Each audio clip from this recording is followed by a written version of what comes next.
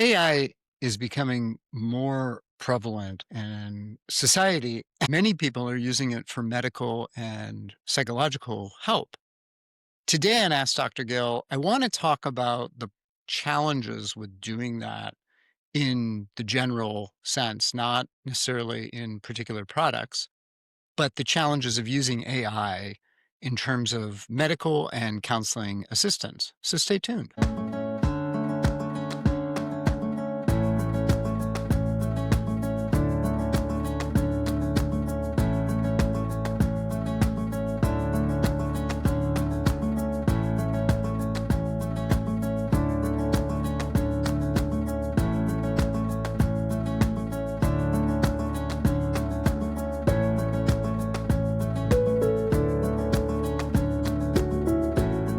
Hello and welcome to Ask Dr. Gill. I am your host, Dr. Gil Winkelman. And today on the podcast, I want to talk about how people are using AI to help with medical questions.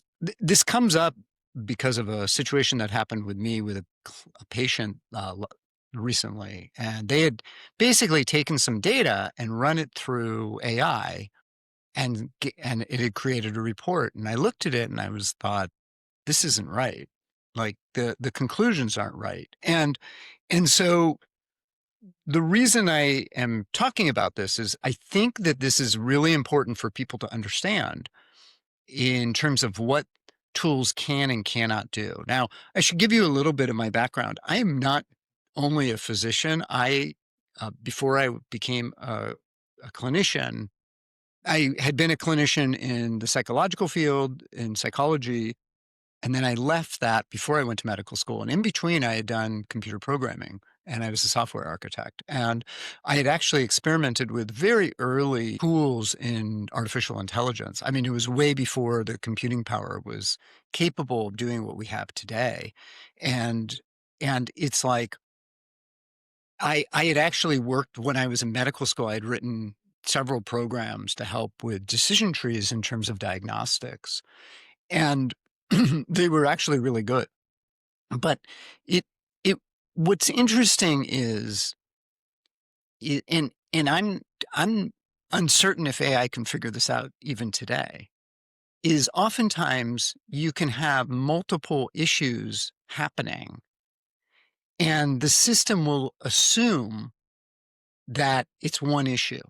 And so it looks for that, that one connecting underlying issue, and that there may not be one. And so this is one of the things about AI. I think AI can be useful in terms of uh, helping people understand sort of a framework around what is going on. But bear in mind, and I'm going to get into this, a lot of the information that AI has is wrong.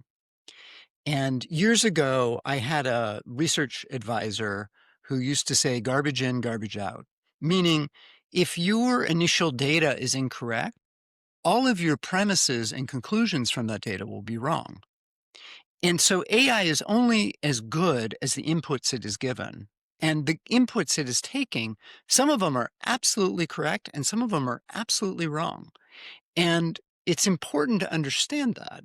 And as a quick example, I was playing with this early on and I said, so tell me what the consequences of overdose of B6 is. And it said, well, pantothenic acid, which isn't B6, it's B5. B6 is pyridoxine hydrochloride. So that's just one example. And that's just what I picked up as a professional. And I don't delve deeply into it. But I use that as an example so that you understand that not all the information you're getting is actually right. And so it doesn't necessarily replace something. Here's part of it is AI is really good at giving the illusion of authority. It feels reliable, right? But and our nervous systems love that, by the way. Our nervous systems want that surety in things. And a lot of times, particularly in medicine, things aren't that cut and dry. The other thing about AI that I think is interesting in light of some of the of the other podcasts I've done recently is that there's a shadow element to this, which is that you are, in effect, if you listen to AI about situations, you are in effect outsourcing your own intuition. And as an example, one of my friends was analyzing text conversations that she was having with a potential uh, person that she could date. And she knew this was not the right person, like intuitively. She knew it. But she kept going back to that to see if there was something that she could find that might override that intuition. I think AI, from that perspective, is definitely giving that illusion of authority, but it's more important than that. It's like we use it in terms of outsourcing the authority and also experience. So now one of the things I think that's important to bring up with this is why do people go to the computer to ask these questions instead of to their healthcare professional? And I think that part of the problem is the medical system is very broken. Part of it is that the costs are astronomical right now. And I'm recording this in January of 2026. There's hopefully going to be an extension of the healthcare health insurance subsidies, at least in the interim, until we can figure out how to fix the problem. But I was just reading the headline about lots of Americans have let their health insurance lapse because of the costs are too high. And so this becomes a problem, right? It means that you're using AI in part because you don't have access to clinicians, or maybe you live in an area where you don't have good people that are there that can answer the questions and sort of help you through this. The other thing about uh, AI is there's not a personal contact. There's not a personal context. In other words, going into a physician, getting a physical exam, having someone watch your body language, which you can even do on video, right? You can kind of see how someone's responding. AI doesn't necessarily have all of the complexities of your particular situation, the trauma you've been through, your physical, your history, psychologically and medically. And oftentimes and I don't recommend you put all of that into something like ChatGPT. There's actually been some articles about not sharing all this information with AI anyway because of copyright issues and what they own versus what isn't owned and how that information might be sold. As a quick aside, many people who use 23andMe are concerned now because now 23andMe may be selling its data to stay afloat. And so the question is who owns that data? Do you own the data or does 23andMe, and can they actually sell it? And what does it mean if they do sell it? That some other company that you don't even know about owns data as to what your DNA is. These are really important ethical questions. But even beyond that, what you might tell, if assuming it's completely safe and confidential and all that other stuff, what you may tell AI if AI doesn't ask follow-on questions may not be what's important to understand what's going on in your system. And that's something that's really key about this is that uh, clinicians, good clinicians are trained in what are good follow-on questions to understand what's going on. And I think that this is where sort of in terms of speak to my background in terms of having a background in counseling psychology is really important because I see it more, not just from the physical, I see it from the energetic, from the psychological. And AI will not do that anytime soon, is my guess. So, and it won't have that understanding.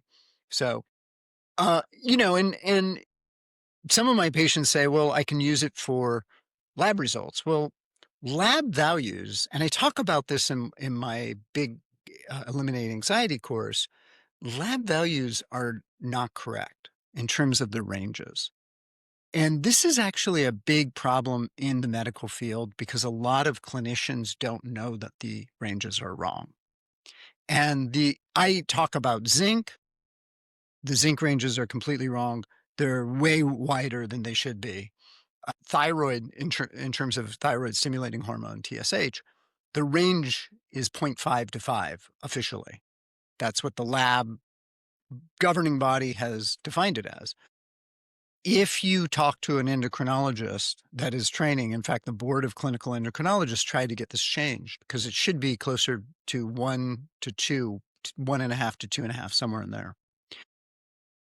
And so someone with a 4 will be evaluated by most general practitioners as normal, but they're actually hypothyroid. They're actually at the beginnings of that. And the thyroid needs to be looked at that point. So that's something to consider as well. So I'm going to take a quick break, and on the other side, I'm going to talk about the issues that show up with not having human to human interactions. So stay tuned.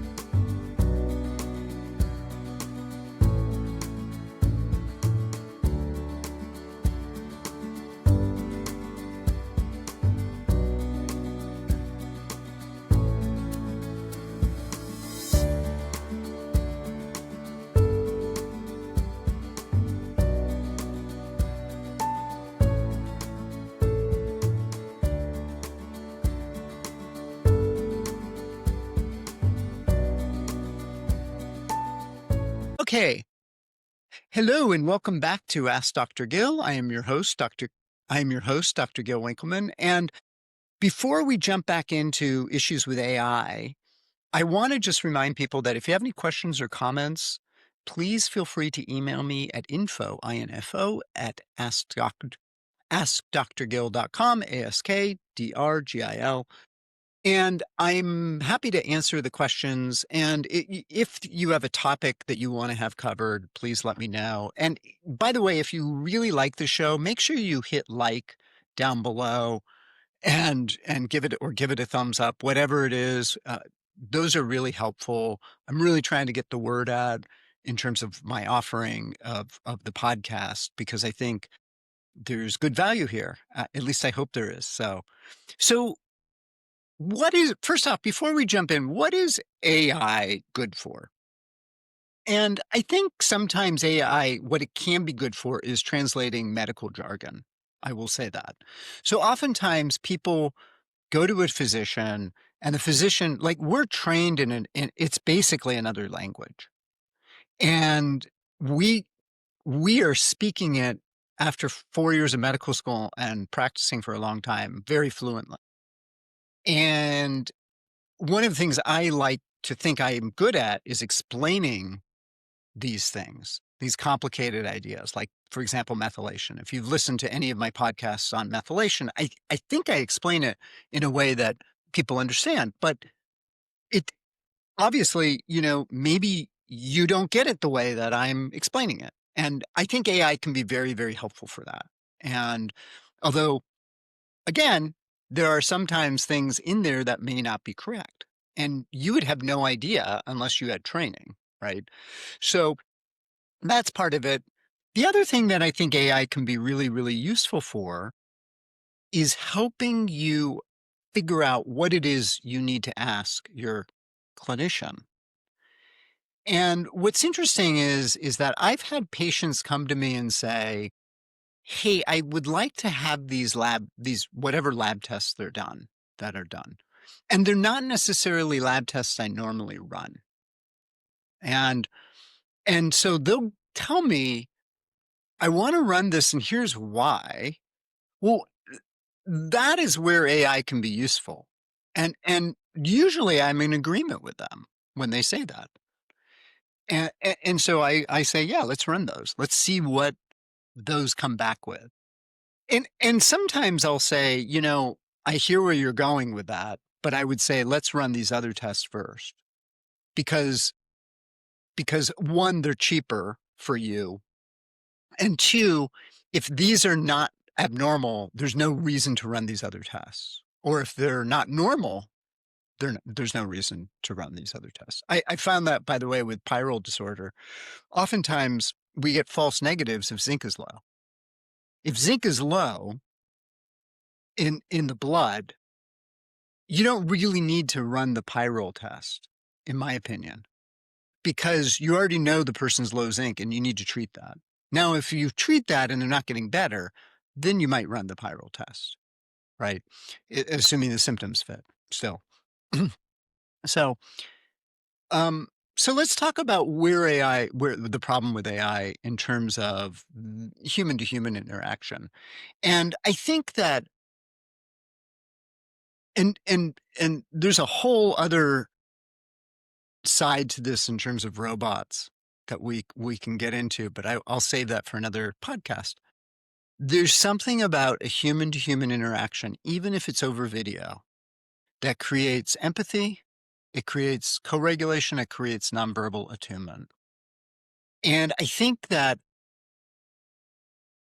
the clinical experience that someone like me has and other clinicians with trauma, with nervous system patterns, with with traumatic brain injury experience, all of those things create subtle cues that I, as a clinician, have learned to pick up on that AI has no idea how to do. And I think that, for one thing, I as far as I know, AI can't see you, right? So it's not going to be able to learn how to attune to you and your experience because it isn't able, it's not even getting that input. So that's one thing. The other thing is that when someone has a lot of clinical experience, there's a sixth sense that shows up that something's off. You don't necessarily know what it is, right?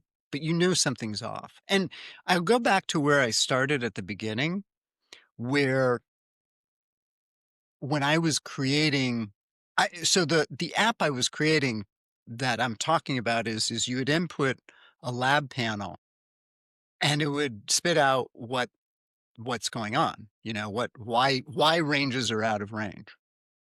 And what I was trying to do was get to the unification of, well, if if cholesterol is high and glucose is high, and this is low and this is low, then it's at the liver, and if not, then it's diabetes or whatever it is. The details aren't important. Here's the problem: you could have, for example, diabetes and high cholesterol, and they might be related and they might be unrelated. And there's no way for AI to figure that out because we don't have that information in terms of the data. Now, what's interesting is since then, there's a new test. Well, you do fasting insulin with glucose, and there's a calculation. And you can do something called HOMA, HOMA-IR, and there's a calculation in there. And I'm starting to run this with patients because both glucose and fasting insulin and even A1C can be normal, but you are still on the beginning of metabolic disease. So that's interesting. Now, AI, you don't need AI to do that because the calculators exist now. That didn't exist when I was doing this. So, but I could work with a patient and look at the numbers back, at the time that I was doing this, and know something's off, but not necessarily know what it is, right?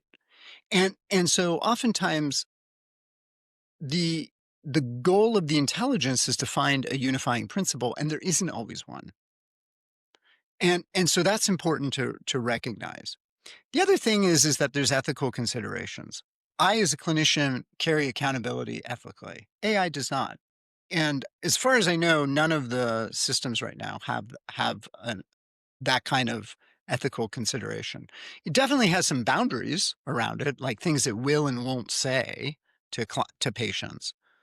But but I think that uh, I think what it doesn't have is some of the other things that clinicians have.